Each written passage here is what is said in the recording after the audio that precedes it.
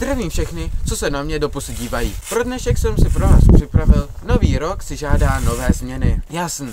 Asi někdo z vás se najde a bude psát do komentáře: ty jsi ještě ani nezačal a už děláš změny? Jo? Takový je život. Asi jste si všimli, že poslední dobou nebylo žádné video. Proto jsem si připravil toto video, abych vám vše vysvětlil. Ponořil do hlouby svých myšlenek a taky do svého skicáku, kde jsem si psal poznámky. Vymyslel jsem nové změny, se kterými bych se teď s vámi rád podělil. Takže jdeme na to.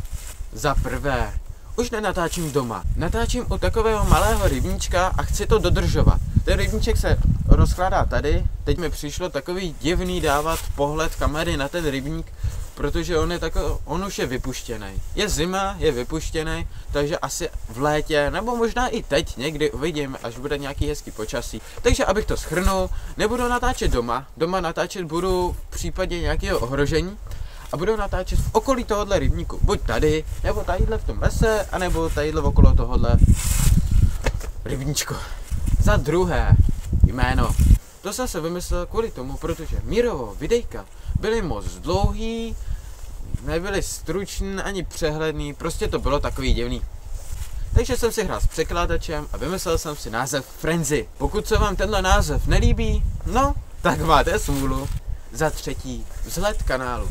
Ten jsem si měnil kvůli tomu, protože asi jsem u těch změn, ne? Tak si to změní úplně celý.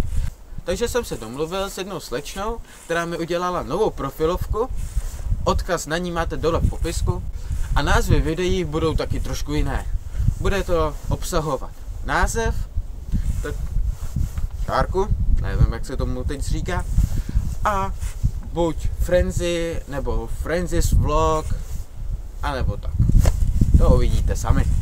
Za čtvrté, vytvořil jsem si 2 nové účty, a to Facebook a Ask. Odkazy na ně máte taky dole v popisku.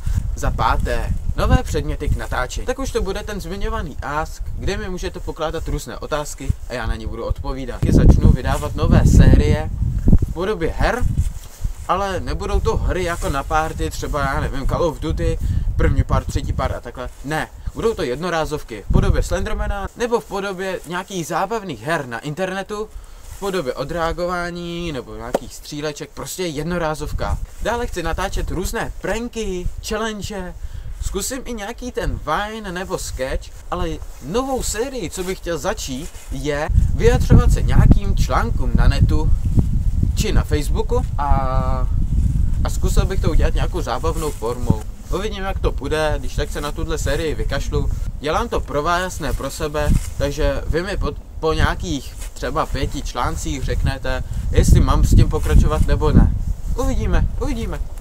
Za šesté, zkusím si udělat outro.